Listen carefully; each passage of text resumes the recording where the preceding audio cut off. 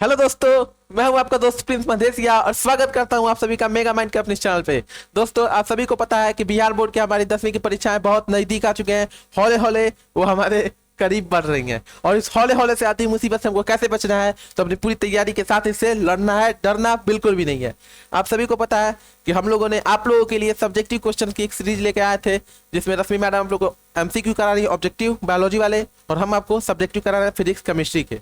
और सोनाली मैडम आप लोगों को हिंदी की क्या करा चुकी हैं, ऑब्जेक्टिव की एक पूरी जो बुक के इंपॉर्टेंट क्वेश्चन ऑब्जेक्टिव उसको अपलोड किया जा चुका है चैनल पे। सोनाली मैडम के प्लेलिस्ट में आप लोग जाके उसको देख सकते हैं।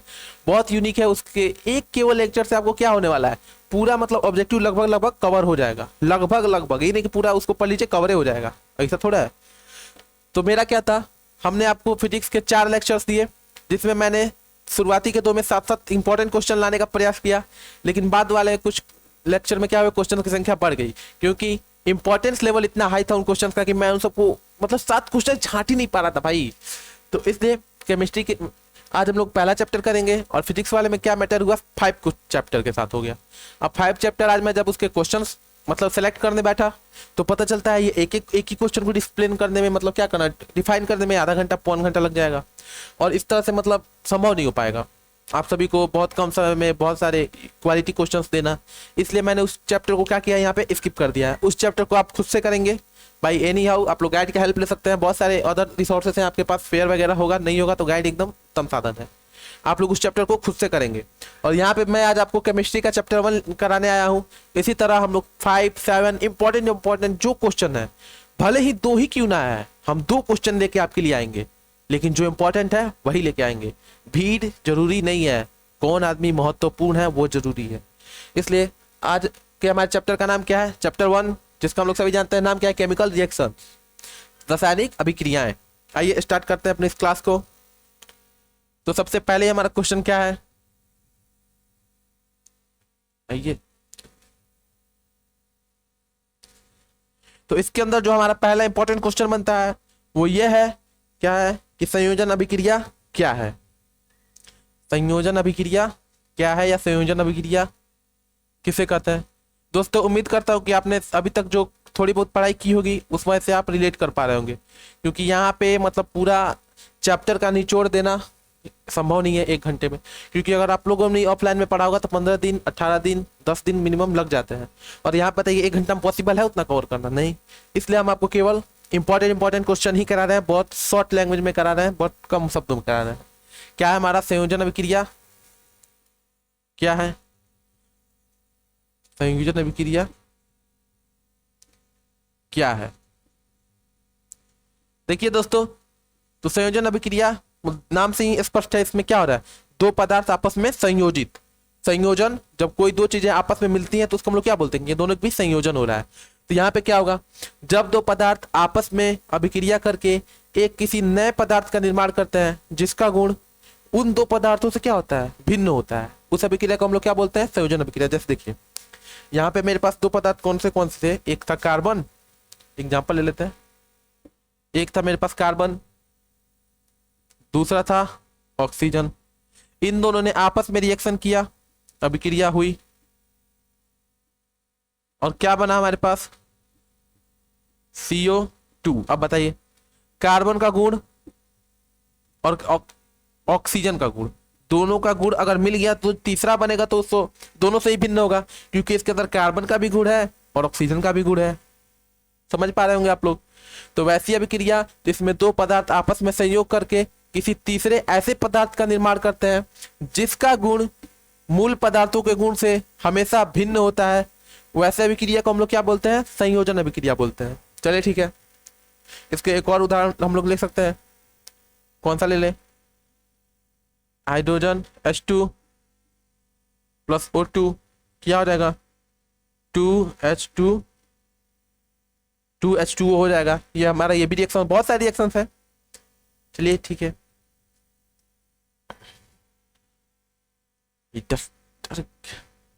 चलिए अगला क्वेश्चन अपना देखते हैं। अब ये तो संयोजन हो गया, अब वियोजन अभिक्रिया क्या है।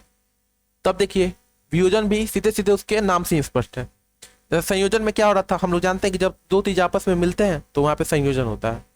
तो जब दो लोग आपस में बिछड़ते हैं तो उनके बीच क्या होता है? वियोजन होता है। चलिए देखते हैं वियोजन अभिक्रिया हमारी क्या है। वियोजन अभिक्रिया, वियोजन अभिक्रिया क्या है, या वियोजन अभिक्रिया किसे कहते हैं? दोस्तों कुछ ज्यादा क्वेश्चन है नहीं, 5 से 6 क्वेश्चन है, बहुत इजी इजी है लेकिन इम्पॉर्टेंट है। मैं आपको 1-2 बार नहीं, लगभग हर लेक्चर में 1-2 बार बता देता हूँ कि मैं ये जो क्वेश्चंस लेके आ रहा हूँ वो 1, 2 या 3 बार आ चुके हैं। एक बार वालों को तो मैं कंसीडर ही नहीं करता लेक्चर के अंदर। इसलिए ये सारे क्वेश्चंस बहुत इजी इजी हैं लेकिन बहुत इंपॉर्टेंट है। लेकिन क्योंकि बिहार बोर्ड का मोटो तो यही है कि कोई फेल ना हो, और जब कोई फेल नहीं होगा तो लगभग 50% क्वेश्चन बहुत इजी इजी आते हैं। सारा खेल तो आगे के 50% वाले क्वेश्चन ही खेलते हैं कि मतलब अगर तुम थोड़ा बहुत भी पढ़े हो तो 50% तो एकदम बुक है, लेकिन आगे का जो 50% है वो डिसाइड करता है कि कौन स्टेट टॉपर बनेगा, कौन डिस्ट्रिक्ट टॉपर बनेगा, कौन स्कूल टॉपर बनेगा। तो अगर तैयारी थोड़ी बहुत भी है तो इतना संभव है, लेकिन बाकी के इतने के लिए नेक्स्ट लेवल की तैयारी चाहिए। ठीक है, और इसमें हमको सबसे पहले क्या करना है, अभी हमारे पास उतना टाइम है नहीं कि हम एक एक चैप्टर को बैठ के डीपली पढ़ें। हमको क्या करना है, अब यहाँ से जो पढ़ा सो पढ़ा, हर क्वेश्चन हर चैप्टर के इंपॉर्टेंट क्वेश्चंस यहाँ पे पढ़ने हैं, समझने हैं, याद करने हैं, क्योंकि न्यूमेरिकल तो वैसे ही बहुत ज्यादा नहीं पूछता है। चलो ठीक है, तो वियोजन अभिक्रिया क्या है?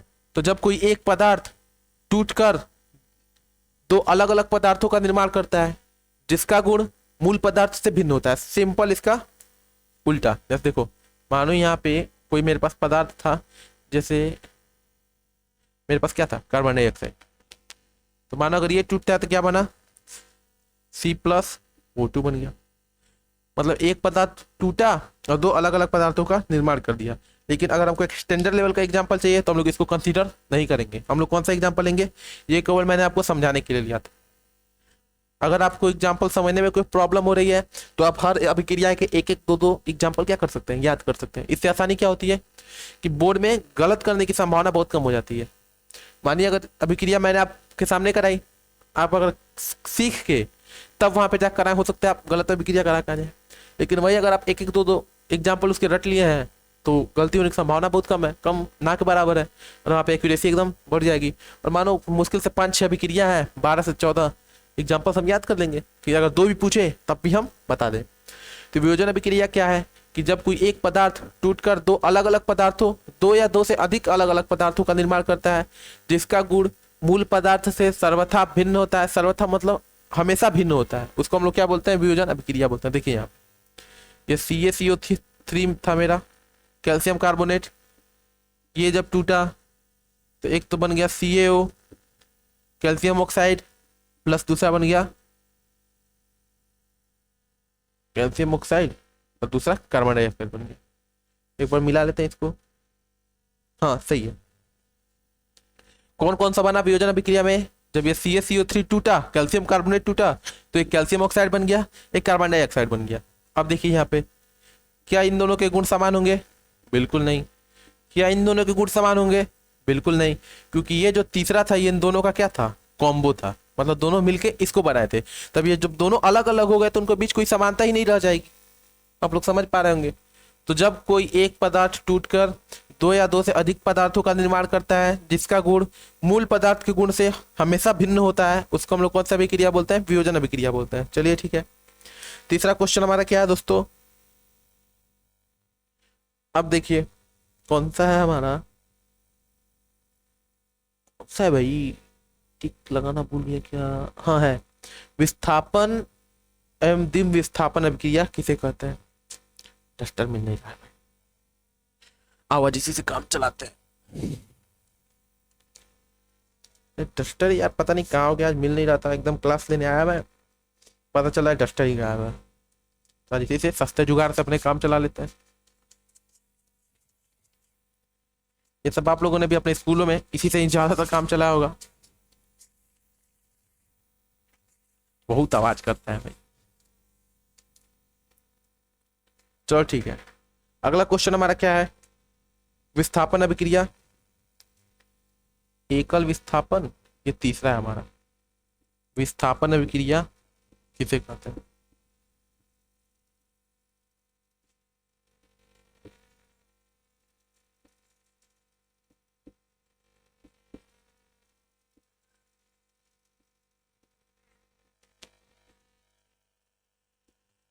विस्थापन अभिक्रिया किसे कहते हैं?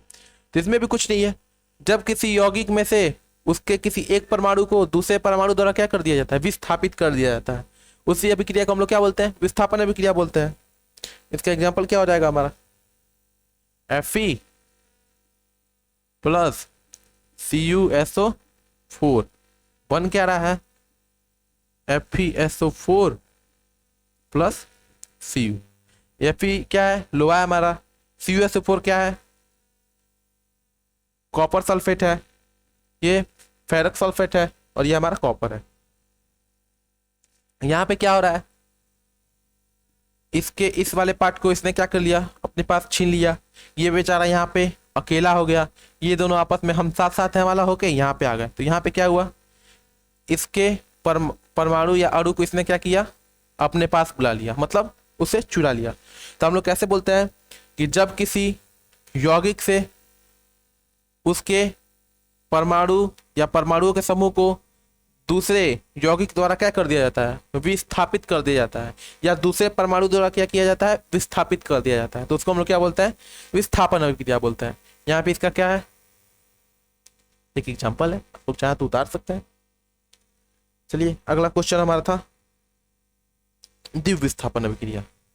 तो सबसे पहले उसको लिखने के लिए आपको उसका मतलब उदाहरण देखना जरूरी है। उदाहरण देखें आप आधी चीजें समझ जाएंगे। Na2SO4 प्लस BaCl 2 NaCl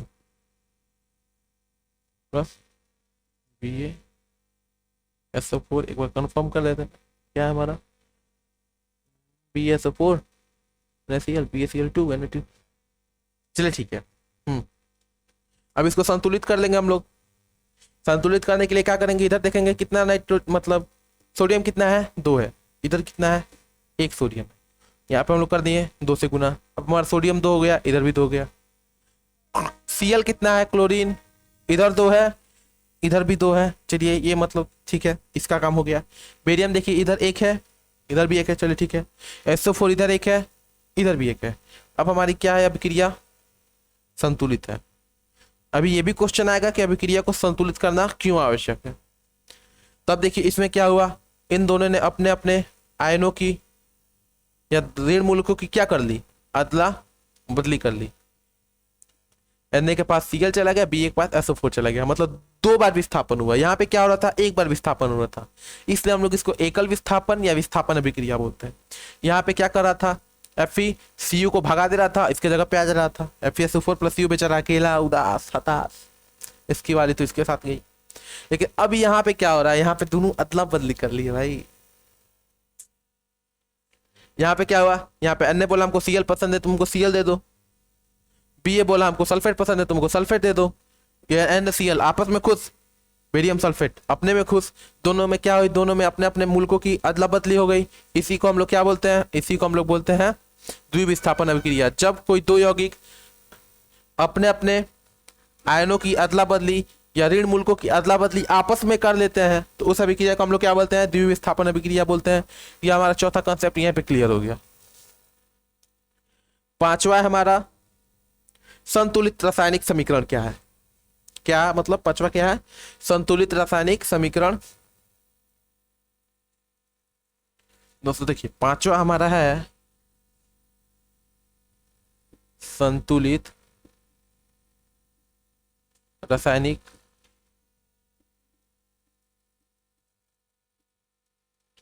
समीकरण क्या है?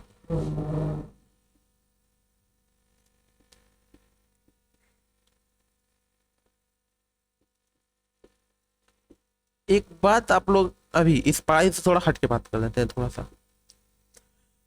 अभी जो टाइम चल रहा है, जिस स्टेज पे आप लोग हैं, आप लोग को एक अलग ही चीज फील होता होगा, जो हमको भी फील हुआ था, हमारे सीनियर्स को भी फील हुआ था, जूनियर्स को भी हो रहा है, आपको भी हो रहा होगा। वो चीज क्या है? मन नहीं लग रहा है। सही बात है, पढ़ाई में मन नहीं लगता है। इस स्टेज पे आके कितने कितने बच्चे हैं उन लोग को नींद नहीं लगती, भाई पढ़ना है पढ़ना है पढ़ना है। वो सब टॉपर्स की निशानियां हैं। लेकिन हम मिडिल बेंचर लोगों का क्या है? कभी पढ़ने का मन कर रहा है, कभी नहीं मन कर रहा है। बैक बेंचर लोगों का तो बात हटाओ, एक दिन पहले पढ़ लिया जाएगा, देखा जाएगा, होगा छोड़े, जो कल होगा सो कल होगा, जो होगा कल देखा जाएगा। लेकिन सबसे ज्यादा भाई स्ट्रगल मेरे हिसाब से मिडिल बेंचर भाई लोग करते हैं। एक बार मन में आएगा पढ़ते हैं, एक बार मन में भाई खेल लेते हैं, थोड़ा सा पढ़ते हैं खेल लेते हैं, दोनों के बीच में उलझ के जिंदगी पिसती रह जाती है। तो अभी यहाँ पे क्या करना है, अपने दिमाग को समझाना है क्या, केवल 10 दिन, ऐसे बोलो क्या बोलना है, केवल 10 दिन पढ़ना है, उसके बाद तो ऐसी ही ऐसा। तुम भी जानते हो भाई, हम भी जानते हैं, ऐस नहीं है, बिल्कुल ऐस नहीं है। उसके बाद से तो ओरिजिनल खेल चालू होगा। अभी तो हम लोग क्या है, डेमो ले रहे हैं। लेकिन फिर भी अपने दिल को क्या समझाना है, बस 10 दिन पढ़ना है, 10 दिन, यहाँ से एग्जाम 10 दिन है, उसके बाद एग्जाम में 5-6 दिन पढ़ना है, केवल 10 ही दिन पढ़ना है, उसके बाद जिंदगी फ्री। उसके बाद आराम से जाएंगे, 2 महीना का छुट्टी मिलेगा, घूमेंगे एकदम, इंजॉय करेंगे चीजों को। तो केवल 10 दिन तो मेहनत करना है। अगर बोलोगे बहुत मेहनत करना है, बहुत पढ़ना है, बहुत मेहनत करना है, तब तो बहुत के करने के चक्कर में नहीं हो पाता है। कितने को देखते हैं, कितने बच्चों को देखते हैं, हम क्या करते हैं, एक बार बैठेंगे 8 घंटा पढ़ेंगे, और 8 घंटा कभी एक साथ उनका आता ही नहीं, एक साथ उनको कभी 8 घंटा 6 घंटा मिलते ही नहीं को पढ़ने बैठे। 2 घंटा बीच में मिला, ये 2 घंटा हम क्या बैठे हैं, 2 घंटा बैठने पढ़ेंगे, पढ़ने बैठेंगे, अभी चिल्लाएगा लोग ये करो, फिर 2 घंटा जैसे बीतेगा डिस्टर्ब करेगा लोग।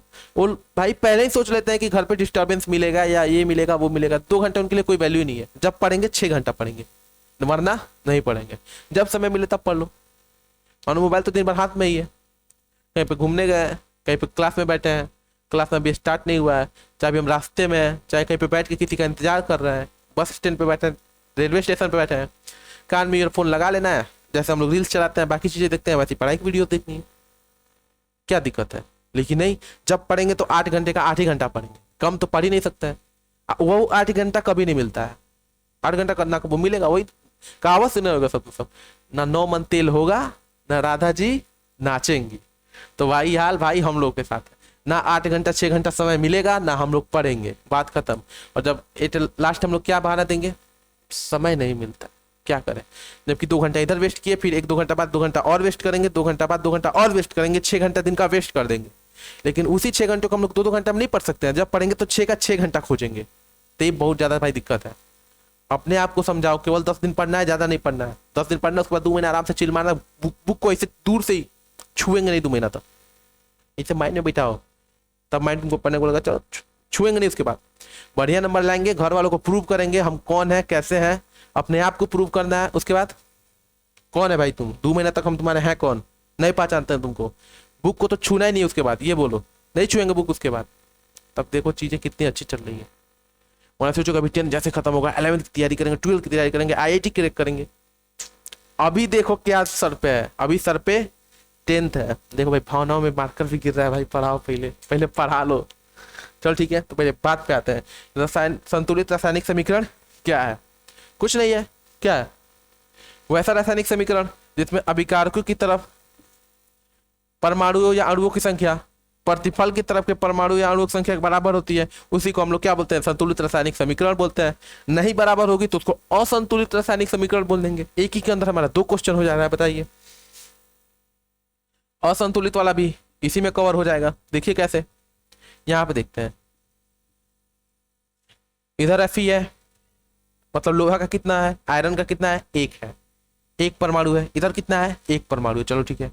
इधर कॉपर का 1 है, इधर कॉपर का 1 परमाणु, सल्फेट का 1 है, सल्फेट का 1 है। अगर हम इसको एज अ मॉलिक्यूल देखें, मतलब एज अ अणु देखें, 1-1 बराबर है। अलग अलग देखेंगे, परमाणु के रूप में देखेंगे तो सल्फर एगो इधर भी है, ऑक्सीजन 4 गो इधर, 4 गो इधर है, मतलब दोनों तरफ परमाणुओं की संख्या क्या है, समान है, मतलब ये संतुलित है। अब हम क्या करें, इसमें Cu2 लगा दे। क्या हुआ, हम इसमें 2 लगा दिए। अब इधर क्या हुआ, इधर कॉपर तो हमारा 1 है, लेकिन इधर कॉपर हमारा 2 है।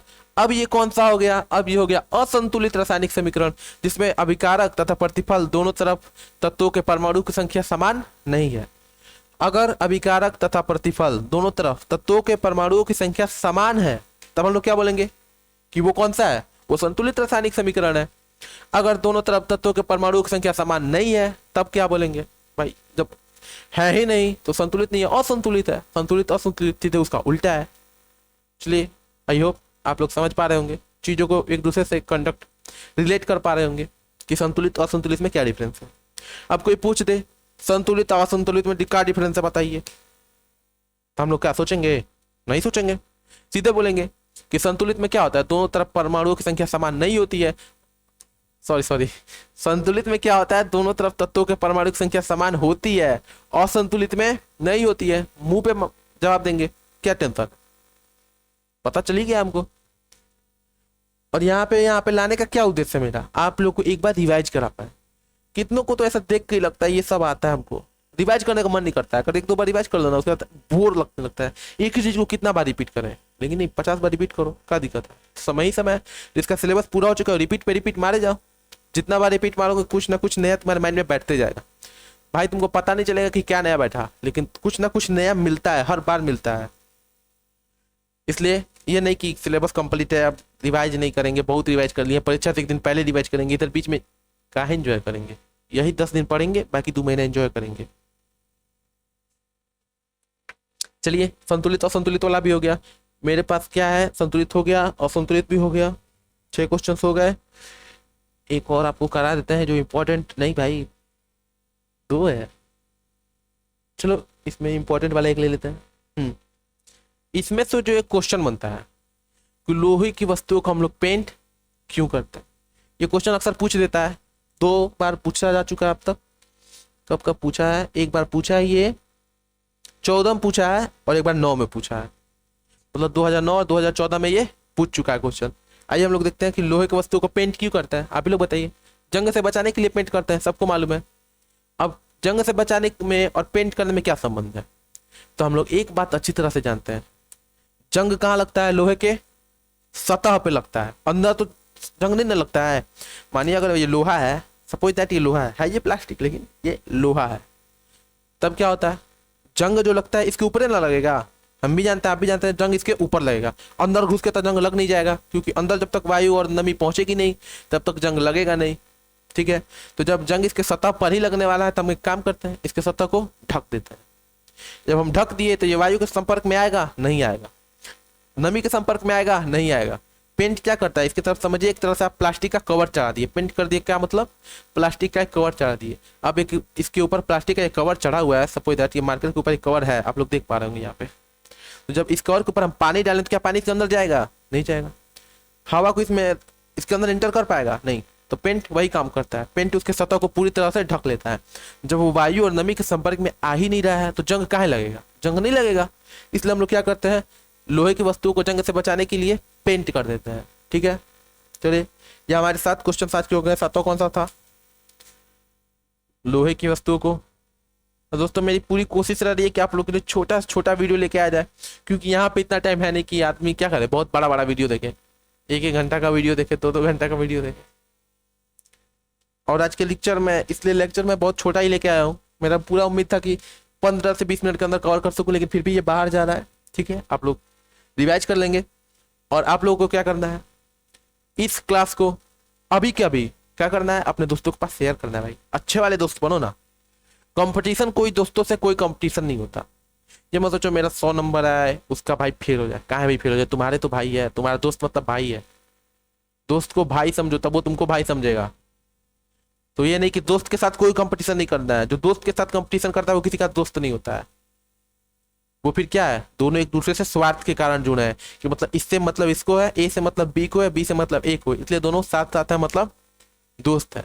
मतलब खत्म, दोस्ती खत्म। ये कौन सी दोस्ती है, दोस्त वो जो अपने नीचे रह के दोस्त को ऊपर उठाए।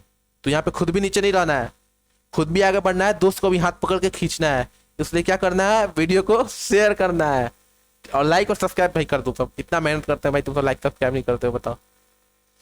पूरा वीडियो एंड 2 दिन बाद पता चलता है कि व्यू तो चलो भाई ठीक ठाक गया है, इंप्रेशन भी ठीक ठाक गया है, लेकिन लड़के सब्सक्राइब नहीं कर रहे हैं। क्या है मतलब, थोड़ा तो सोचो तुम लोग के लिए भाई, इतना मेहनत हम लोग कर रहे हैं और तुम सबके लिए एक उंगली नहीं उठ रही है हम लोग के लिए, कि मतलब उंगली उठा के उस सब्सक्राइब बटन को दबा सकें, बेल आइकन को ऑल पे सेट कर सकें।